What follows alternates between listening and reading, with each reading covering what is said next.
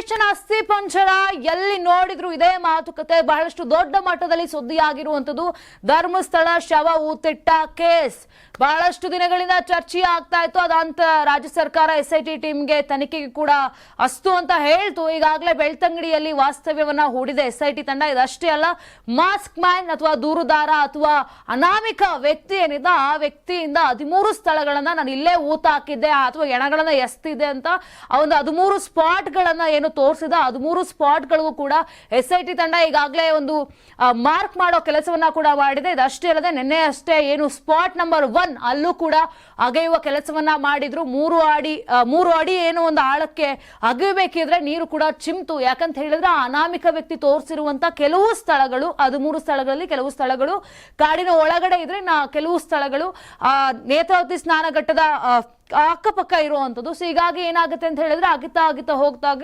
ನೀರು ಚಿಮ್ಮುವ ಕೆಲಸಗಳಾಗ ಆಯ್ತು. ಆಗ ಏನ್ ಮಾಡ್ತು SIT ತಂಡ JCB ಮೂಲಕ ಅಲ್ಲಿ ಅಗೆಯುವ ಕೆಲಸವನ್ನ ಕೂಡ ಮಾಡ್ತು. ಅದಾದ್ರ ನಂತರ ಏನಾಯ್ತು, ಆ ನಂಬರ್ 1 ಪಾಯಿಂಟ್ ಏನಿತ್ತು ಆ ಪಾಯಿಂಟ್ ಅಲ್ಲಿ ಎಷ್ಟೇ ಅಗದ್ರೂ ಕೂಡ ಯಾವುದೇ ಕುರುಹುಗಳಾಗ್ಲಿ ಅಸ್ಥಿಪಂಜರಗಳಾಗ್ಲಿ ಮೂಳೆಗಳಾಗ್ಲಿ ಏನು ಕೂಡ ಸಿಕ್ಕಿಲ್ಲ.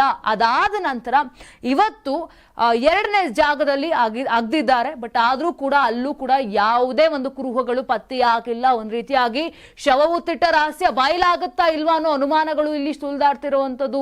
ಈಗಾಗಲೇ ಸ್ಥಳಕ್ಕೆ SIT ಮುಖ್ಯಸ್ಥ ಪ್ರಣವ್ ಮೊಹಾಂತಿ ಅವರು ಕೂಡ ಎಂಟ್ರಿ ಕೊಟ್ಟಿದ್ದಾರೆ. ಬೆಳಗಿಂದ ಏನಾಯ್ತು, ನಿನ್ನೆ ಎಲ್ಲ ಏನಾಯ್ತು, ಸೊ ಎಲ್ಲೆಲ್ಲಿ ಅಗಿತಾ ಇದ್ರೆ ಈ ಎಲ್ಲ ಒಂದು ಮಾಹಿತಿಯನ್ನ ಕೂಡ ಪಡ್ಕೊಳ್ತಾ ಇದ್ದಾರೆ.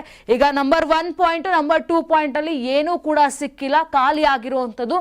ಬಟ್ ಆದ್ರೆ ಅನಾಮಿಕ ವ್ಯಕ್ತಿ ಏನ್ ಹೇಳ್ತಾ ಇದ್ದಾನೆ, ನಾನು ಅಲ್ಲೇ ಏನು ಶವವನ್ನ ಊತಿಟ್ಟಿದೆ ಅಂತ ಕೂಡ ಹೇಳ್ತಾ ಇರುವಂತದ್ದು. ಇನ್ನೊಂದು ಬೆಳವಣಿಗೆ ಅಂತ ಹೇಳಿದ್ರೆ ಆ ಒಂದು ಮಾಸ್ಕ್ ಮ್ಯಾನ್ ಏನಿದ್ದಾನೆ ದೂರುದಾರ, ಅವನ ಆಲ್ರೆಡಿ ಕೂಡ ಹೇಳ್ತಾ ಇರುವಂತದ್ದು ನಿವೃತ್ತ ಪೊಲೀಸ್ ಅಧಿಕಾರಿ ಒಬ್ರು ಕೂಡ ನನ್ನ ಒಟ್ಟಿಗೆ ಇದ್ರು, ಅವರ ಒಂದು ಸಹಾಯದಿಂದಲೇ ಕೂಡ ನಾನು ಶವವನ್ನ ಊತಿಟ್ಟೆ ಅಂತ. ಆ ಬಗ್ಗೆನೂ ಕೂಡ SIT ತಂಡ ಈಗಾಗಲೇ ಮಾಹಿತಿಯನ್ನ ಕಲೆ ಹಾಕ್ತಾ ಇದೆ. ಮಾಹಿತಿಯನ್ನ ಕಲೆ ಹಾಕಿ ಆ ಒಂದು ಸಮಯದಲ್ಲಿ ಯಾರೆಲ್ಲ ಪೊಲೀಸ್ ಅಧಿಕಾರಿಗಳಿದ್ರು ಅವರೆಲ್ಲ ಲೀಸ್ಟ್ ಕೂಡ ತೆಗೆಸ್ತಾ ಇರುವಂತದ್ದು. ಇದೊಂದು ಕಡೆ ಆದ್ರೆ ಇನ್ನೊಂದು ಕಡೆ 2 ಜಾಗ ಆಗದ್ರೂ ಕೂಡ ಅಸ್ಥಿಪಂಜರ ಸಿಗ್ತಾ ಇಲ್ಲ ಅಂತ ಹೇಳಿದ್ರೆ ಎಲ್ಲೋ ಒಂದು ಕಡೆ ಭೀಮಾ ಸುಳ್ಳು ಹೇಳದ್ನ ಅಥವಾ ಭೀಮಾ ಬುರುಡೆ ಬಿಟ್ನ ಅನ್ನೋ ಒಂದು ಮಾತುಗಳು ಕೂಡ ಇಲ್ಲಿ ಕೇಳಿ ಬರ್ತಾ ಇರುವಂಥದ್ದು. ಬಟ್ ನಾವು ಈಗಲೇ ಹೇಳಕ್ಕಾಗಲ್ಲ. ಯಾಕಂತ ಹೇಳಿದ್ರೆ 13 ಪಾಯಿಂಟ್ಗಳಂತ ಹೇಳಿದ್ರೆ ಈಗ ಆಗಿರೋದು 2 ಪಾಯಿಂಟು.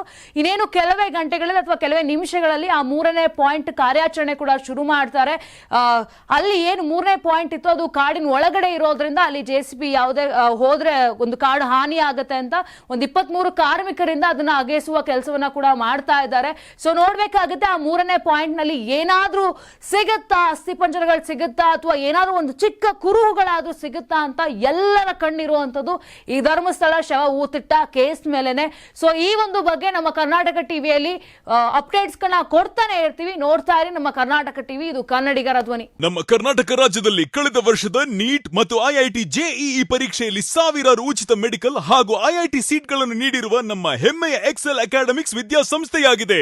1 ವರ್ಷದ ಲಾಂಗ್ ಟರ್ಮ್ ನೀಟ್, CET ಮತ್ತು IIT JEE ದಾಖಲಾತಿ ಪ್ರಾರಂಭವಾಗಿದೆ. ಮೆಡಿಕಲ್ ಅಂದರೆ ಎಕ್ಸೆಲ್ ಅಂದ್ರೆ ಮೆಡಿಕಲ್.